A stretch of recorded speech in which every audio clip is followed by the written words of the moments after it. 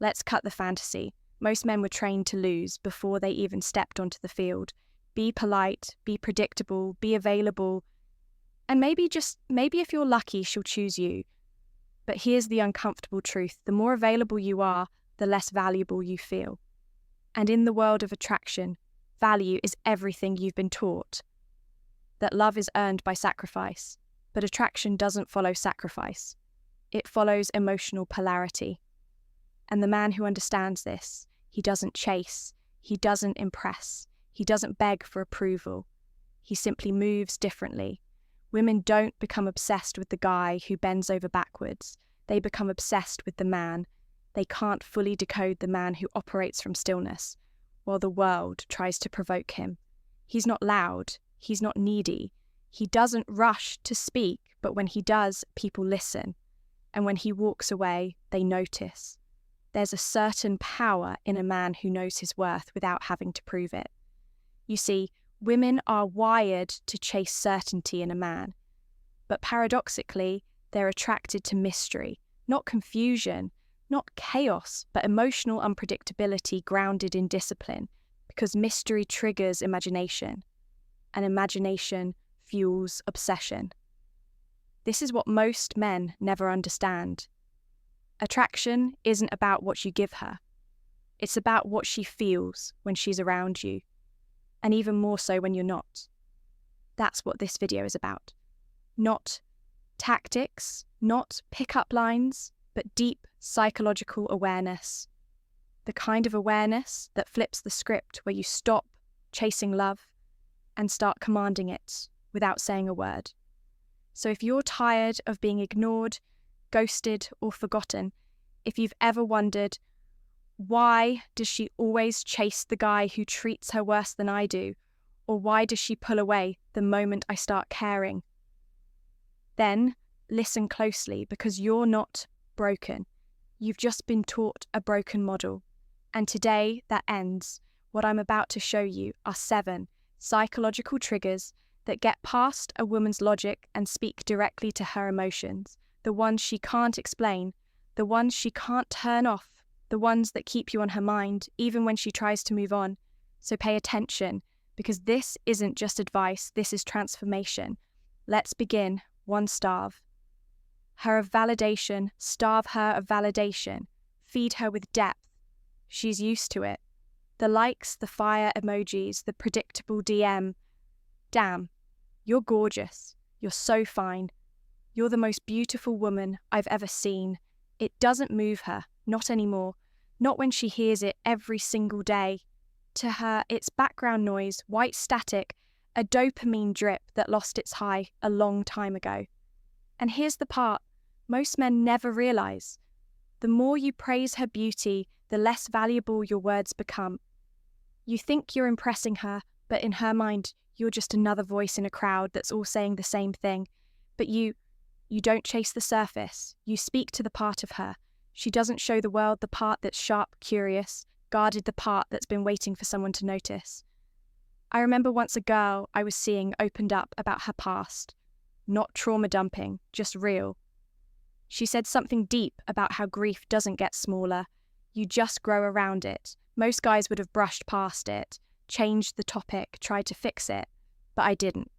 I paused, I looked her in the eye and said, "That's not something people usually say. You've clearly felt things most people spend their life avoiding." She froze, eyes locked on mine, and then she whispered, "No one's ever said that to me before." From that moment, something changed. I wasn't the guy admiring her looks. I was the man who saw her. And you know what happens when a woman feels seen?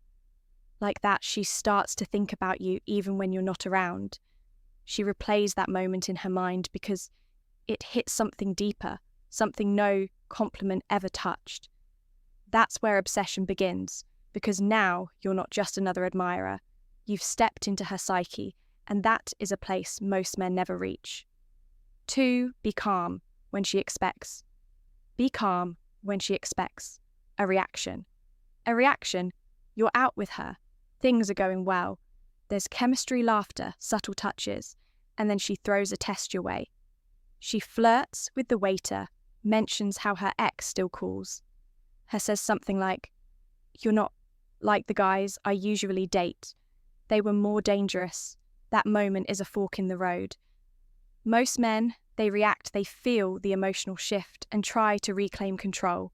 They raise their voice, they joke too hard, they challenge the guy, defend their worth, or try to prove I'm not insecure. And in doing so, they prove that they are, but not you. You sit back, you don't flinch, you let the storm pass and stay unmoved because you're not playing the game. You see it, and you rise above it. Let me tell you something that shifted everything for me years ago. A woman I was seeing pulled a classic power move. We were out. She started flirting with another guy right in front of me. He was older, loud, flashy, clearly, trying to provoke me too. I didn't even blink. I turned to her and said calmly, "You know what you're doing, and the fact that you're doing it tells me more than you think." Then I went back to my drink. No anger, no insecurity, just stillness. That night she texted me, "I don't know what it is about you, but I can't stop thinking about you. Why? Because I didn't take the bait. I didn't act like her attention was my lifeline. I didn't collapse under the weight of her test. I showed her something dangerous, emotional power. And here's the deeper truth. Women don't test you because they hate you. They test you because they want to know who the hell you really are. Underneath the charm, can you stay calm when she's emotional? Can you stay grounded when she pokes at your pride? Can you remain still when every other man would overreact? If you can, you've just separated yourself from 99% of men. If someone does wrong, the harm is to themselves, but you remain undisturbed. Marcus Aurelius, that's stoicism, that's masculine presence, that's power she feels but can't control. And when she realizes her chaos doesn't move, she starts chasing your calm. Because in a world full of noise, your silence becomes the loudest thing she hears. 3 create silence after create silence. After connection, you've just had an incredible moment with her. Maybe it was a long talk in your car, one of those rare conversations that goes deeper than surface level flirtation. Maybe she opened up about her fears, her dreams, her childhood. Maybe you held her, kissed her, made her feel seen in a way no man ever has. And then what do most men do? They text her right after, "Had a great time. You're amazing, can't stop thinking about. You seem sweet, right?" But here's the truth. Most guys never learn the moment after emotional connection is when silence has the most power. Let me tell you what happened to me once we were in her apartment. Sitting on the floor eating takeout. No music, no phones, just raw energy. She told me about her biggest regret. Something she never told anyone. She cried. I didn't rush to fix it. I just stayed there, fully present, held space. She said, "I don't know why I'm telling you all this."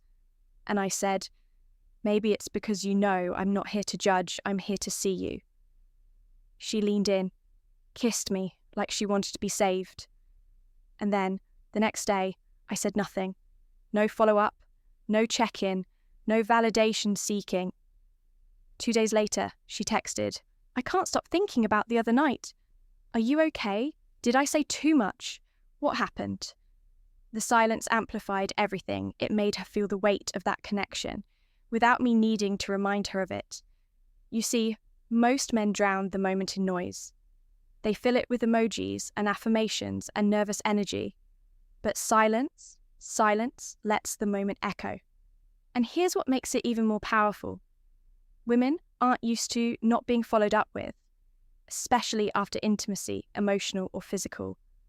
So when you go quiet after depth, her mind starts racing. Was I too vulnerable? Why hasn't he reached out? Is he not into me, or is he more secure than I thought? And that uncertainty, that tension, is what keeps her thinking about you. This isn't manipulation, this is gravity. You're showing her that your world doesn't collapse after connection, that your presence isn't something she can own. It's something she gets to experience if she's lucky, and that makes it priceless. So stop rushing in to fill the silence. Let it breathe, let it stir curiosity, let her replay the moment. Because there's no sequel yet, because the man who can connect deeply and then disappear quietly becomes unforgettable. 4. Want her, but don't need her. Her, but don't need her. There's a difference between wanting a woman and needing her to want you back. Most men don't know where that line is, and once they cross it, the attraction starts to die. It always starts the same way he meets a woman they connect. He's excited, she's into him, then she starts pulling away. Suddenly, he's texting more, over explaining, trying to clear the air after every small misunderstanding, asking, "Did I do something wrong?